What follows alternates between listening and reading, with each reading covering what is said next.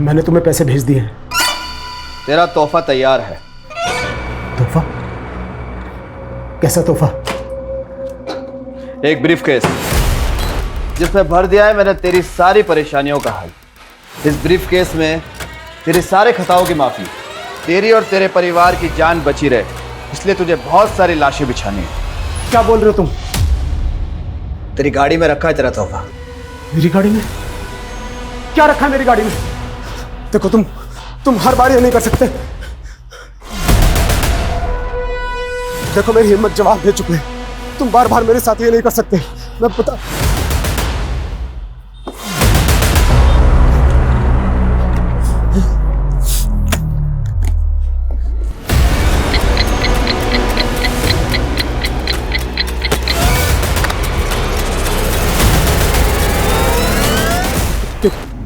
क्या है ये? तुम्हारा तोहफा। इस ब्रीफकेस के 2 लॉक हैं। इस लॉक को दोनों को एक साथ खोलते ही तुम्हारा टाइमर चालू हो जाएगा, जो कि 2 मिनट का है। 120 सेकंड। 120 सेकंड बाद टिक टिक टिक। और अगर तुमने इस बॉम्ब को यानी कि इस ब्रीफकेस को 2 मिनट के अंदर बंद कर दिया तो टाइमर भी बंद हो जाएगा। देखो तुम पहले तुम मेरी बात सुनो। जल्दी से जाकर इस ब्रीफकेस को किसी भीड़भाड़ वाले इलाके में रख दो, वरना। देखो तुमने अब तक जो कुछ भी काम मैंने किया है, लेकिन प्लीज मैं ये नहीं कर पाऊंगा, बिल्कुल नहीं। नहीं करेगा तो तेरी खूबसूरत बीवी और कमसिन बेटी का क्या हाल होगा? 5 घंटे, सिर्फ 5 घंटे हैं तेरे पास। अगर 5 बजे तक धमाके की खबर नहीं मिली तो वरना। Hello hello hello.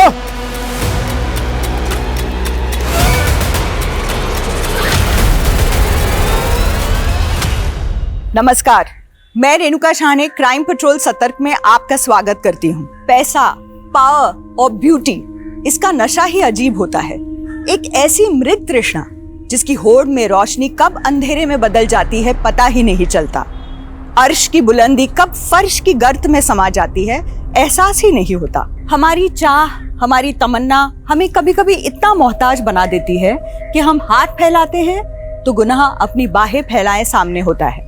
फिर हम सोचते नहीं, चुन लेते हैं तबाही, और गुनाह की आग में एक परवाने की तरह झुलस जाते हैं, मिट जाते हैं, मिटा देते हैं। इस केस में भी ऐसा ही हुआ। ये एक ऐसी घातक व्यथा है जिसका एक काला इतिहास है, जिसकी कालीख से कई मासूम जिंदगियों का दुर्भाग्य लिखा गया था। फिर क्या हुआ मम्मा?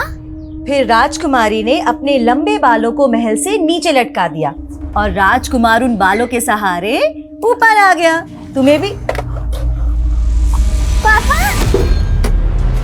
रिति, मेरी बच्ची, मेरी बच्ची।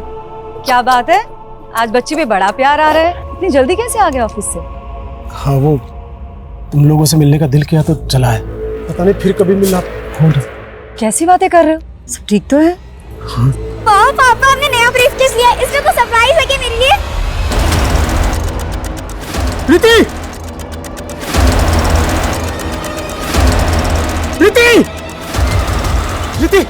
छोड़ो उसे! समझ में नहीं आता है क्या? ऐसे बिना पूछे नहीं उठाते।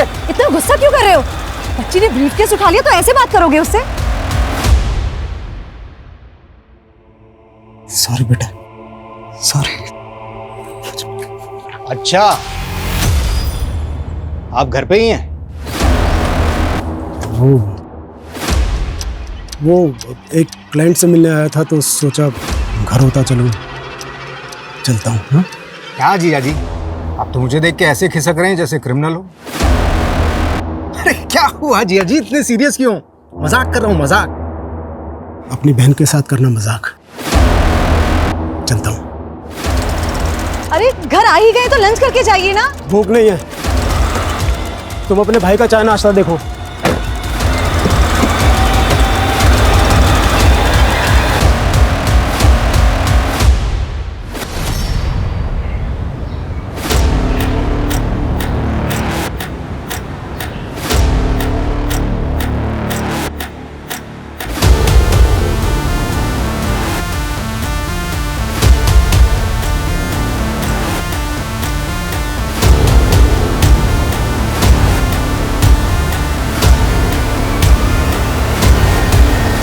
इस ब्रीफकेस के दो लॉक हैं।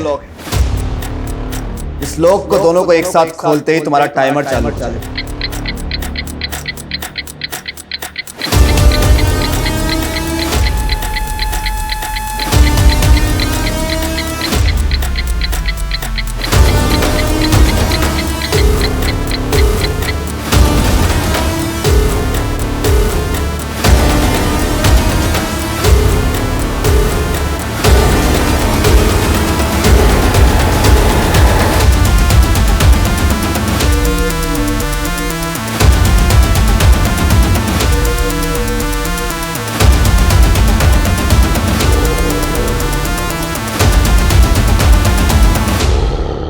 अरे ऐसे कैसे गुम हो गया?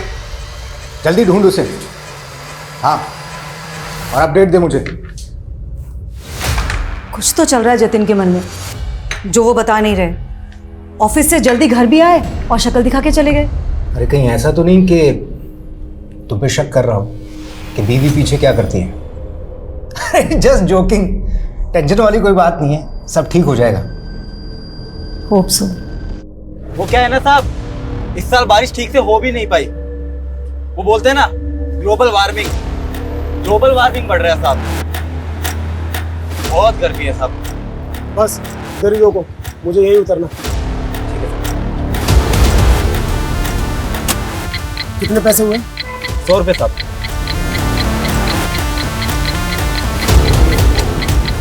ये रखो। अरे साहब,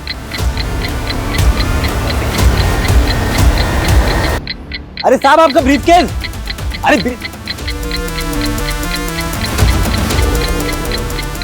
अरे साहब आपका ब्रीफकेस तो लेके जाओ। अरे साहब, देख के कौन चल सके के? सॉरी साहब अजीब आदमी हो, इतना महंगा ब्रीफकेस आपने ऑटो में छोड़ दिया। इसमें कुछ गड़बड़ तो नहीं? अरे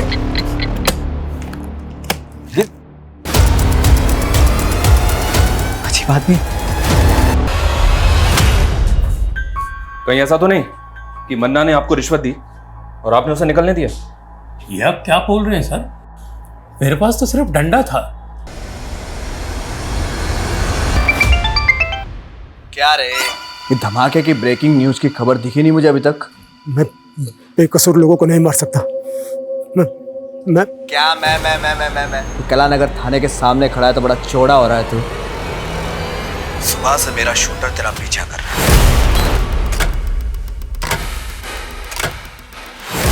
अगर एक कदम और तूने आगे बढ़ाया तो तुझे गोली मार देगा।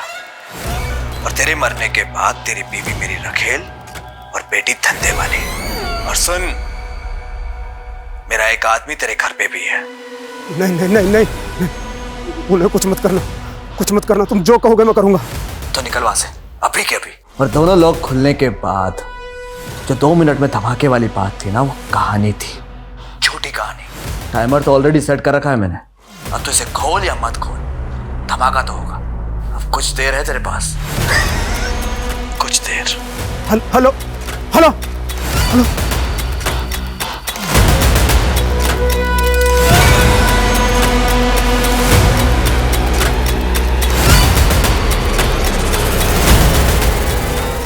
रुक, कहाँ भाग रहा है सामान रख के? क्या इसमें? कुछ नहीं है। अरे रुक, चल बता मेरे को क्या इसमें? सर इसके पास मत जाइए। खोल इसको। सर इसमें बम है। आप लोग दूर रहिए, इसमें बम है। पीछे हट जाइए, ये किसी भी टाइम फट जाएगा। पीछे हट जाइए। अरे रुक, क्या तमाशा ये? सर प्लीज गोली मत चलाना। ये कभी भी फट जाएगा, इसमें बम है। क्या हो रहा है? सर आप दूर हटे, इसमें बम है। पीछे हटो सब पीछे हटो। कौन है तू? किसके लिए काम करता है? किसने भेजा तुझे यहाँ? सर मैं किसी के लिए काम नहीं करता। मेरा नाम जतिन शेखावत है। मैं एक बिजनेसमैन हूँ सर मुझे फंसाया जा रहा है। सर कौन फंसा रहा है तुझे? देख, कोई भी कहानी बनाने की जरूरत नहीं है। तेरी बातों में नहीं फंसने वाले हम। ये बता, अब तक कितने ब्लास्ट किए तूने?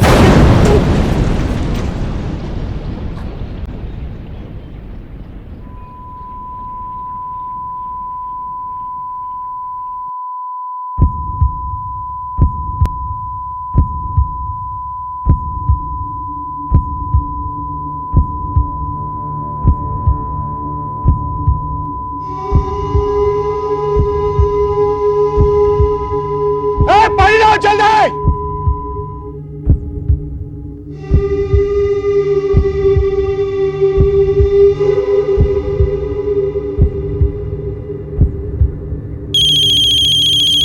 Cheating cheating.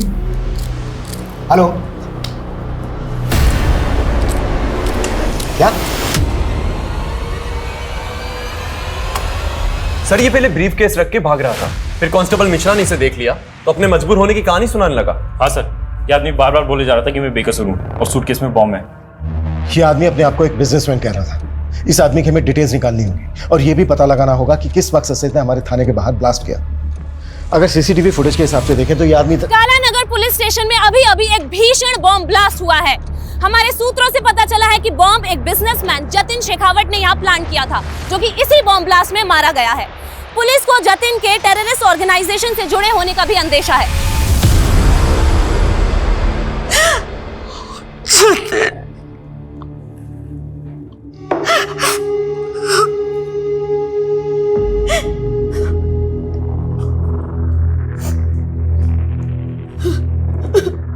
किस टेरर ग्रुप के लिए काम करता था तुम्हारा पति? सर क्या बोल रहे हैं आप? मेरे जीजाजी एक रेप्यूटेड बिजनेसमैन थे। जरूर उनको किसी ने फंसाने की कोशिश की, बॉम्ब लेकर आया था वह यहाँ। देखो हमसे कुछ भी छुपाया ना तो सर, मैं खुद एक पुलिस वाला हूँ, यकीन मानिए हम कुछ नहीं छुपा रहे हैं। तो वह यहाँ बॉम्ब लेकर क्यों आया था? बस उसे बदनाम मत कीजिए मेरे पति को। वो तो पहले से ही बहुत परेशान लग रहे थे। ब्रीफकेस वो उस वक्त उनके पास था। कुछ तभी लगा था कि कुछ तो है जो वो हमें बता नहीं पा रहे। तो वो एक्सप्लोजिव घर से लेकर आया था? नहीं सर, वो तो तब ऑफिस से आए थे, लेकिन मैं ऑफिस हो या घर सब चेक होगा। अगर हमें बाद में पता चला ना कि तुम अपने पति और तुम अपने जीजा को बचाने की कोशिश कर रहे हो तो तुम दोनों को भी बख्शा नहीं जाएगा।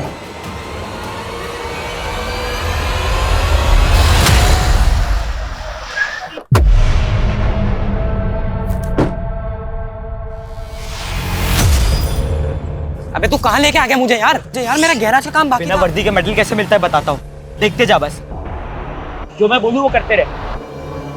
साहब आपका मुर्गा मन्ना यहाँ शक्ति बाजार के रॉयल केक शॉप में, आप आ जाओ जल्दी। क्या रे, पैसा लेने के लिए खुद आना पड़ेगा?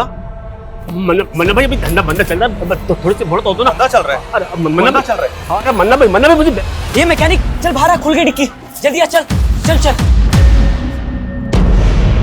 हफ्ता टाइम पे देना वरना तेरी। डिक्की किसने खोला है?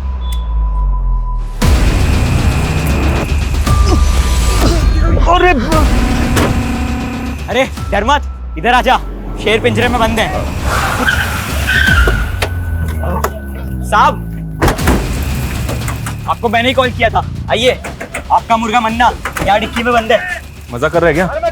तूने मन्ना को बंद किया डिक्की में? हाँ साहब। डिक्की खोलो।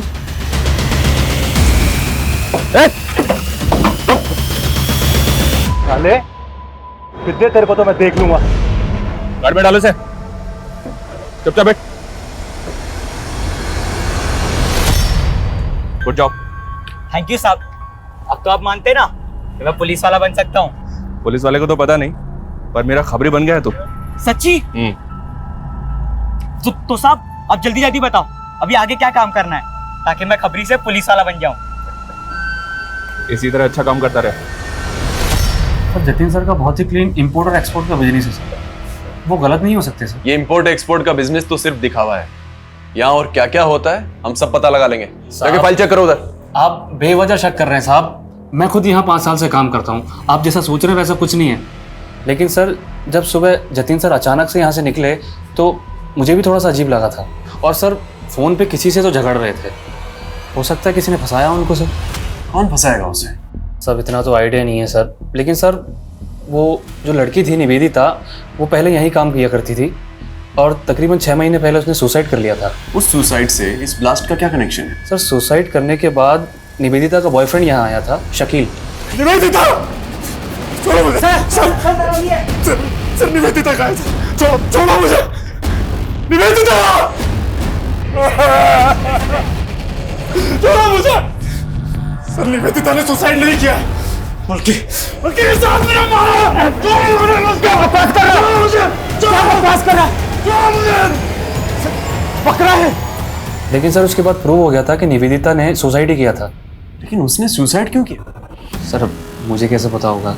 जब वो यहाँ काम किया करती थी तो कभी टाइम पे नहीं आई, और हफ्ते में 3-4 बार तो हाफ डे में निकल जाती थी। सर पता नहीं क्या करती थी ऐसा। और जब सर जतिन सर ने उसको नौकरी से निकालने की धमकी दी तो उसने उल्टा जतिन सर पर ही मोलेस्टेशन का केस लगा दिया था। सर बहुत अजीब लड़की थी। जतिन के घर और उसके ऑफिस से कुछ भी सस्पिशियस नहीं मिला, लेकिन ब्लास्ट में जो बारूद का इस्तेमाल किया गया है वो माइंस ब्लास्ट में इस्तेमाल किया जाता है। पता करो उसके कॉन्ट्रैक्ट में कौन कौन ऐसे लोग थे जो इस तरह की बारूद का उसके लिए बंदोबस्त कर सकते। जी सर। सर हमें जतिन का फोन मिला है। फोन तो पूरी तरह से डैमेज हो चुका है, लेकिन सर इसमें 2 सिम स्लॉट्स हैं। उनमें से एक स्लॉट में उसकी सिम है जो उसका बिजनेस नंबर था। हमने उसके CDR भी निकाले सर।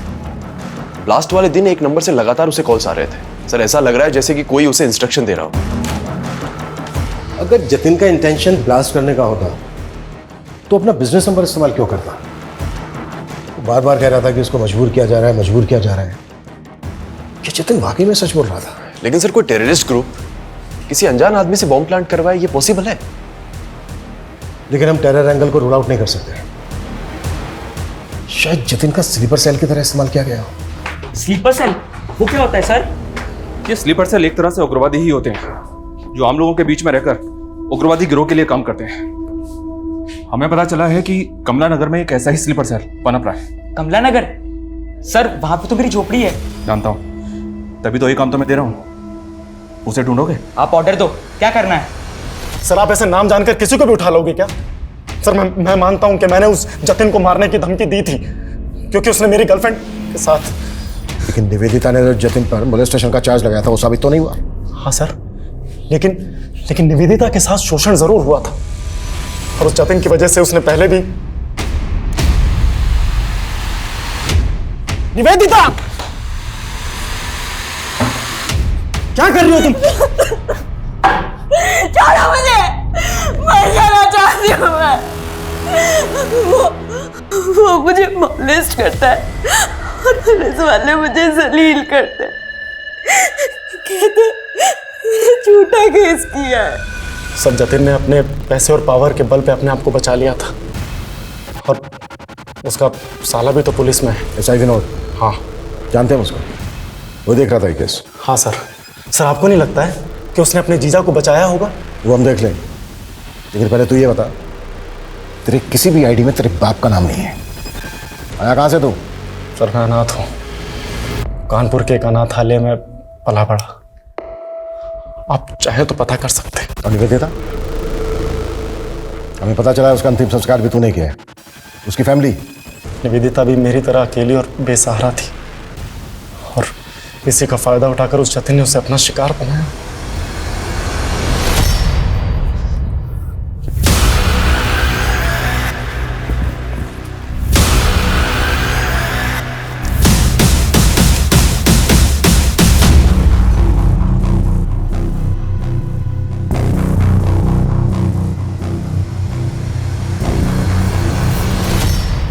भगवान के नाम पे कुछ दे दे बाबा, 2 दिन से कुछ नहीं खाए। क्या चचा, इतने हट्टे खट्टे होके भी भीख मांग रहे हो? बेटा, पैर में बहुत दर्द रहता है और ज्यादा देर तक खड़ा भी नहीं रह जाता। अच्छा, तो दौड़ाए आपको? ए रुक, ए चोर चोर, पकड़ो पकड़ो पकड़ो। ए रुक।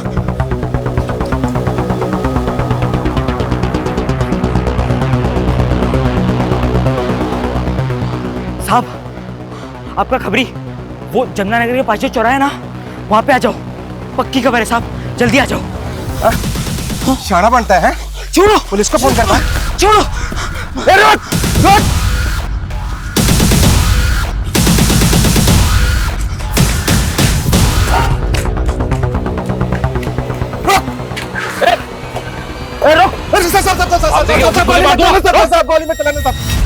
ज्यादा चालक बनता है, जस्ता पे नजर रखता है। पकड़ो इसे। साहब, यही है आपका स्लीपर सेल, ये देखिए।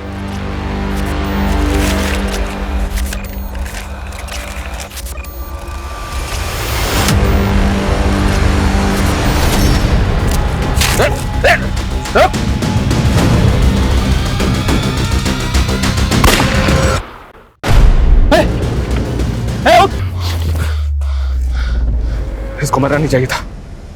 इससे पता करना था कि ये किसके लिए काम करता था। अगर निवेदिता झूठी थी तो उसने जतिन के ऑफिस में सुसाइड क्यों किया? क्या फिर वो एक मर्डर था जिसे तुमने सुसाइड साबित किया, जैसे निवेदिता के मोलेस्टेशन के चार्ज को किया था? सर, मैं अपना काम बहुत ईमानदारी से करता हूँ सर, और मैंने अपने जीजाजी को भी एक सस्पेक्ट की तरीके से इन्वेस्टिगेट किया। मैंने उनको कोई रियायत, कोई ढील नहीं दी थी सर। इस लड़की के कहने पर तुम अपने जीजा को अरेस्ट करने आए हो? जीजा हैं आप अपनी जगह पे, लेकिन आपके एम्प्लॉय ने आप पर काफी सीरियस चार्जेस लगाए। इसका कहना है कि आप मॉलेस्ट करते हैं इसे। ये झूठ बोल रही है। अब आपको जो कहना है थाने चलकर कहिएगा। वाह विनोद, आज दिखा दिया ना, जब तू अपनी बहन का सगा नहीं है तो अपने जीजा का क्या होगा? शमा तुम्हारी सगी बहन नहीं है? नहीं सर, हम लोग बचपन में एक ही मोहल्ले में पले बड़े। वो बचपन से मुझे राखी बांधा करती थी। लेकिन सर ये बात तो बिल्कुल अलग हुई ना। और सर आखिर में निवेदिता ही झूठी साबित हुई थी, और वो किसी को मुंह दिखाने के काबिल नहीं रही, इसलिए उसने सुसाइड कर लिया। फिलहाल जा सकता हूं। सूरज। जी सर। नजर रखो इस पे। ये ऑफिसर मुझे कोई ठीक नहीं लग रहा, और जतिन के कैरेक्टर को भी हमें डीपली समझना होगा। उसकी जिंदगी में कई ऐसे किरदार थे जो अभी तक सामने नहीं आए हैं, उन्हें भी हमें सामने लाना है। Act fast sir.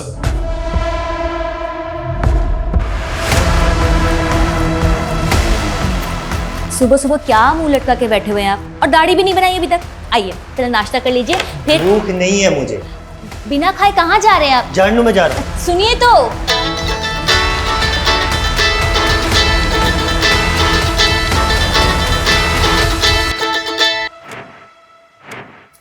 हेलो।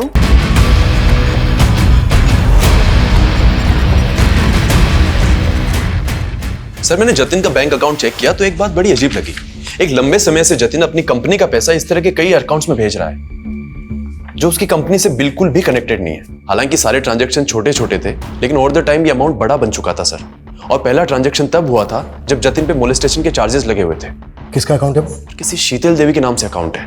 उम्र लगभग 75 साल। 75 साल? हो सकता है इन बूढ़ी औरत के नाम से एक फेक अकाउंट खोला गया जिसमें जमा किया गया पैसा गलत एक्टिविटी में इस्तेमाल होता। सूरज, एक काम करो, शीतल देवी के अकाउंट की डिटेल्स निकालो। सर, निवेदिता और उसके बॉयफ्रेंड के बारे में एक इंपॉर्टेंट बात पता चली है। क्या? सर, ये दोनों 9 महीने पहले जबलपुर में थे, और जबलपुर में निवेदिता पर कई लोगों को पिरामिड स्कीम में फंसा के पैसे गबन करने का इल्जाम है। तो क्या निवेदिता ने जतिन पर मोलेस्टेशन का झूठा चार्ज लगाया था? अगर ऐसा है तो निवेदिता के सुसाइड करने की असली वजह क्या होगी? अभी भी वक्त है, बोलते सच।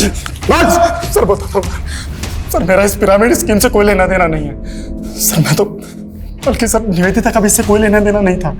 उसे तो लगता था कि वो एक फाइनेंस कंपनी में काम कर रही है, और जब एक दिन वो अपने ऑफिस गई और वहां पर उसने ताला और अपने इर्द गिर्द गुस्साए लोगों को देखा तो सर उसे कुछ समझ नहीं आया। वो डर गई थी।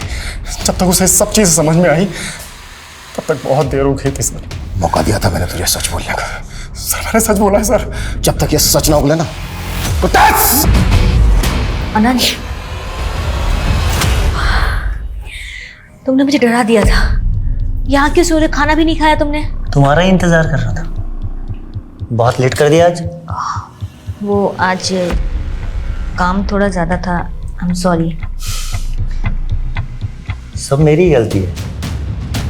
अगर मैंने उन चीटर्स के साथ में पार्टनरशिप नहीं की होती तो शायद आज मेरा ये। अनंत, दिल छोटा मत करो, सब ठीक हो जाएगा। मैं हूं ना तुम्हारे साथ। तुम फिर से कर पाओगे, मुझे पता है। मुझे नहीं लगता कि मैं वो सब फिर से दोहरा पाऊंगा।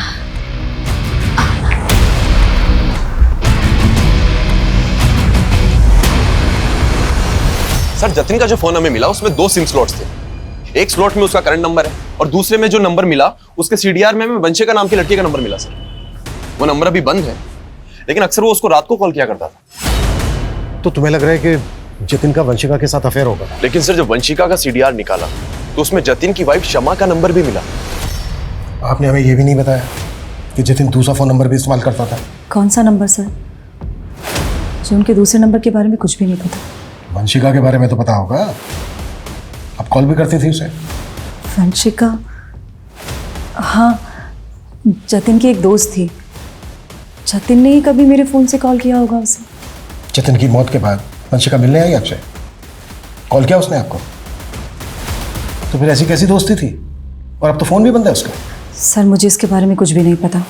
ज़रूरत पड़ी तो दोबारा मिलेंगे।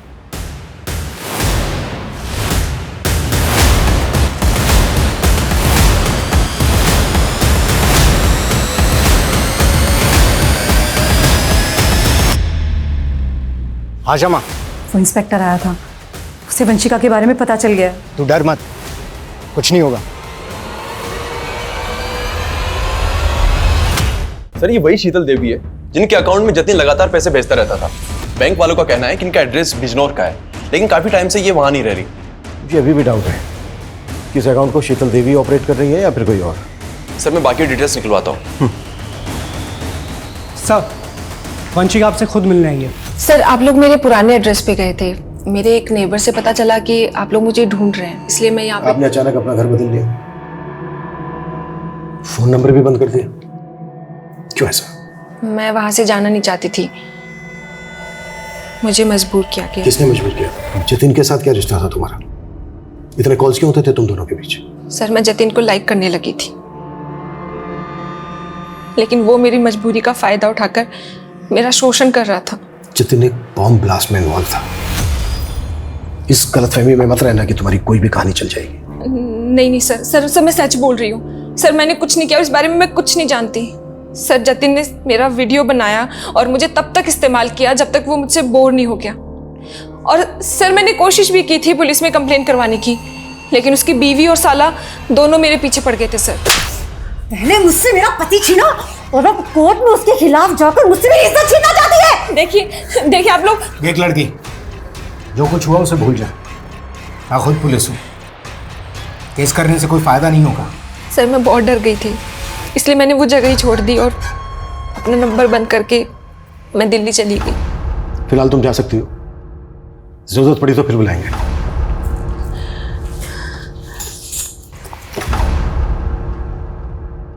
सूरज सर, इस लड़की पे नजर रखो और पता लगाओ कि इसकी कहानी में कितनी सच्चाई है। निवेदिता ने भी जतिन पर मोलेस्टेशन का चार्ज लगाया था। जतिन की कॉन्टैक्ट लिस्ट में जितनी भी लड़कियां हैं उन सबकी डिटेल निकालो। हो सकता है किसी ने रिवेंज लेने के लिए इस तरह से जतिन का बम ब्लास्ट में इस्तेमाल किया हो। एक बम धमाके की सनसनीखेज खबरें बटोरने वाला ये केस शुरुआत से ही एंटी सोशल एंगल से जोड़ा जा रहा था, लेकिन पुलिस जांच का दायरा ऐसा था मानो ये कोई सामान्य हत्या का केस हो। तो क्या पुलिस को एंटी सोशल एंगल में वाकई कुछ नहीं मिल रहा था, या पुलिस से कोई चूक हो रही थी? निवेदिता की रहस्यमय मौत, वंशिका और जतिन का रिश्ता, जतिन की पत्नी शमा और जतिन के साले विनोद की इस केस में भूमिका कई तरह से इस केस को उलझा रहे थे। ये शीतल देवी कौन थी जिसके बैंक अकाउंट में जतिन पैसे ट्रांसफर कर रहा था, और राशिका का इस केस से कोई वास्ता था?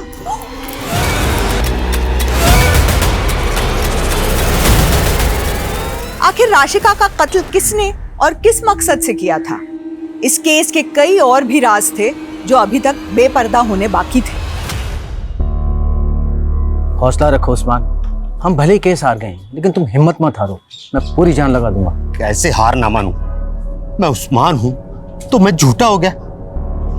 हर बार हमारी जमात के साथ नाइंसाफी होती है। मेरी आंखों के सामने मेरे बेटे को मार दिया। मैंने उसके गुनहगार को अपनी आंखों से देखा और मेरा ही बयान पलट दिया। ये इंसाफ? उस्मान भाई देखो, मैंने तुम्हारा केस पूरी तरीके से पक्का बनाने की कोशिश की थी, लेकिन क्या पक्का केस? आपने तो कहा था कि सारे सबूत उसके खिलाफ, सब बेकार हो गए। इतना नाउम्मीद मत हो उस्मान, हम अभी भी हाई कोर्ट जा सकते हैं। अब हाई कोर्ट हो या सुप्रीम कोर्ट, जब तक उस नेता को फांसी के फंदे पर नहीं चढ़ा देता तब तक मैं चैन से बैठने वाला नहीं। ये पोस्टर हर जगह लगा दो, कोई भी जगह छूटनी नहीं चाहिए। इस बार जीत हमारे मनोज भैया की। और बाहुबली, तैयारी कैसे चल रही है? राम राम मनोज भैया, कृपा है आपकी। जाओ अपना काम करो। मनोज भैया हमारी तैयारी तो बहुत जोर शोरों से चल रही है, लेकिन ये आपके जो कारनामे है ना, कहीं आप कोई हवा ना कर दे। क्या बक रहा है तू? आप टेंशन मत लो, आप ना चुनाव की तैयारी करो। हमें ना आपका पत्ता साफ नहीं होने देंगे। आप मेरे जीजा के कातिल को तो पकड़ नहीं पा रहे, उल्टा आप हमें परेशान कर रहे हैं। मैं जतिन के कातिलों से ही तो बात कर रहा हूँ, ऐसा ही विनोद। तू और तेरी ये बहन कुछ भी बोल रहे हैं आप। जतिन का असली चरित्र हमारे सामने आ गया है। जतिन लड़कियों को अपनी हवस का शिकार बनाता। निवेदिता, वंशिका, गीता, स्वीटी, बहुत लंबी लिस्ट है। वो लड़कियों के साथ खिलवाड़ करता और तू बचाता उसको। और उसकी आदतों से बाद में तुम दोनों इतना तंग आ गए कि तुम लोगों ने सोचा कि उसी को हटा देते हैं रास्ते से। क्या कहना चाहते हैं आप कि हमने फोर्स किया उन्हें बॉम्ब रखने के लिए? पर वंशिका को पुलिस कंप्लेंट फाइल ना करने के लिए तो फोर्स किया था ना तुम दोनों ने। देखिए सर, मैं मानती हूँ कि मेरे पति रंगीन मिजाज के थे, पर सर इन सब बातों को बॉम्ब ब्लास्ट से जोड़कर आप बहुत बड़ी भूल कर रहे हैं। हम क्या कर रहे हैं ये हम अच्छी तरह से जानते हैं। तुम दोनों ये बताओ, शीतल देवी कौन है? कौन? शीतल देवी। हम नहीं जानते किसी शीतल देवी को। देखिए सुल्तान भाई, आपके लिए और पार्टी के लिए बहुत काम किया है मैंने। अब पार्टी ने फैसला करके आपको एमपी की दौड़ के लिए लगा दिया और यहाँ एमएलए का टिकट मनोज भाई को दे दिया। मनोज भाई ने आपकी सारी मेहनत पे पानी फेर दी, सब मेहनत खराब कर दी। अगर ये एमएलए का टिकट मुझे मिल जाता ना तो बस। तो अब तू भी नेता बनना चाहता है? सुल्तान भाई क्यों नहीं बन सकता मैं? पार्टी के लिए और आपके लिए बहुत काम किया है मैंने। अब देखिए, अगर मनोज भाई ने इस सीट से चुनाव लड़ा ना तो पक्का 100% पार्टी की हार होगी। आप कोई ना कोई जुगाड़ करके ये टिकट मुझे दिला दो ना। ये सब इतना आसान नहीं है कौशिक। पार्टी के टिकट भी पैसे में बिकते हैं। 6 करोड़ का भाव है एमएलए के टिकट का। औकात है तेरी 6 करोड़ देने की?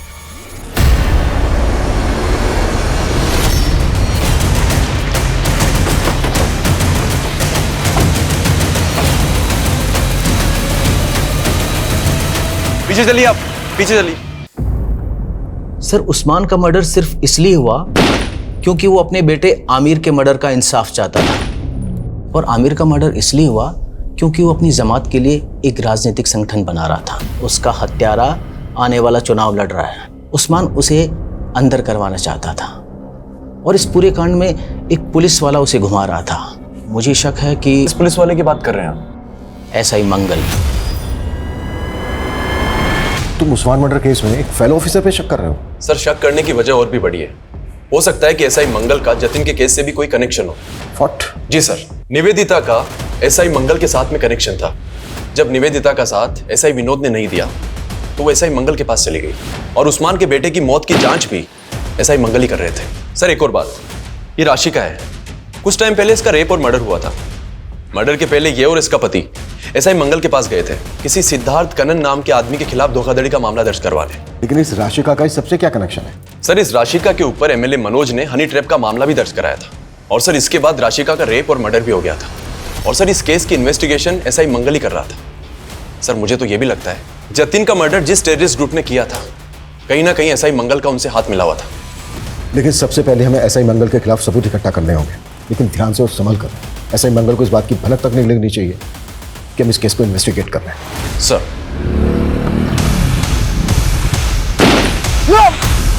सर, मैं एसआई मंगल को इन्वेस्टिगेट कर रहा था तो मुझे शीतल देवी के साथ उसका कनेक्शन मिला। एसआई मंगल का शीतल देवी के साथ कनेक्शन? जी सर, एसआई मंगल के साथ में एक अनुज नाम का कांस्टेबल काम किया करता था।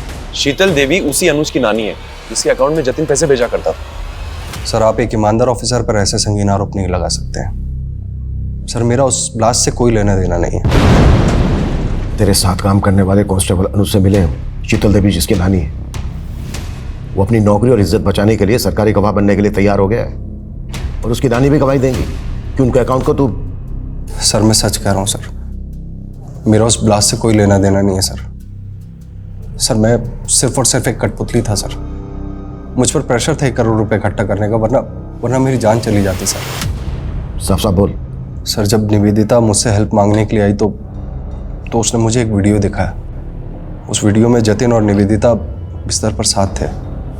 मुझे लगा कि वो वीडियो एक बहुत अच्छा साधन हो सकता है जतिन से पैसे उगाही करने का। उस बेसहारा लड़की को तूने इतना अब्यूज किया कि खुदकुशी कर ली उसने।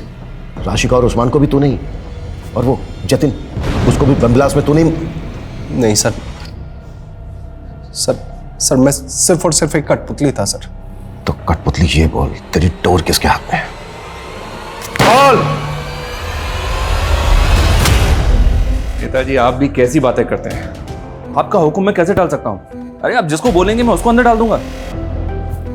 लीजिए आपकी चाय आ गई, लीजिए चाय पीजिए, जाओ। देखिए ऐसी कोई बात नहीं है, आप बिल्कुल बेफिक्र रहिए, आप चाय का आनंद लीजिए। प्रताप सर तो पुलिस है, तो ये अंदर कौन उनकी कुर्सी पे? वो नेताजी हैं। नेता पुलिस से बड़े होते हैं, पुलिस इनके इर्द गिर्द घूमती है। अच्छा, फिर तो मुझे पुलिस नहीं नेता बनना है। हमारे विधानसभा क्षेत्र में इतना प्रचार प्रसार करो कि सभी के जुबान पर सिर्फ हमारा नाम होना चाहिए। कौशिक भैया जिंदाबाद, कौशिक भैया जिंदाबाद।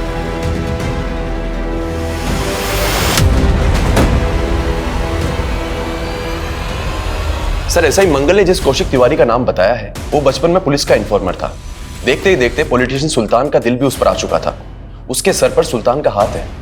एमएलए का टिकट भी उसको सुल्तान नहीं दिलवाया सर। अभी कुछ टाइम पहले उस पर अटैक हुआ था जिससे पब्लिक की सिंपैथी उसके साथ हो गई। सर उस पर हाथ डालना आसान नहीं है। जानता हूं थोड़ा मुश्किल है, लेकिन मैंने डीसीपी सर से बात की है। अगर हमारे पास उसके खिलाफ स्ट्रॉन्ग एविडेंस है तो उसका अरेस्ट वारंट हमें जरूर मिलेगा। ऐसा ही मंगल और अनुज के स्टेटमेंट पे आप लोगों को वारंट मिला है, लेकिन आप लोग मेरे खिलाफ अदालत में कुछ प्रूव नहीं कर पाएंगे। जितने दिन मुझे अंदर रखेंगे उतना ही मैं जनता के सामने पॉपुलर हो जाऊंगा और फिर मैं इसे अपने विरोधियों की साजिश साबित कर दूंगा। जैसे तूने खुद पे अटैक करवा के ये साबित कर दिया, और भी बहुत सारे सबूत है हमारे पास तेरे खिलाफ। जतिन जिन शीतल देवी के अकाउंट में पैसे ट्रांसफर करता था, उनके अकाउंट से तेरे चमचों के अकाउंट में पैसा ट्रांसफर होता था। ऐसा ही मंगल को तूने 1 करोड़ रुपए इकट्ठा करने का टारगेट दिया। राशि का उस्मान का बेटा आमिर, जतिन जिस बम ब्लास्ट में मारा गया। हाँ, मरवाया मैंने सबको।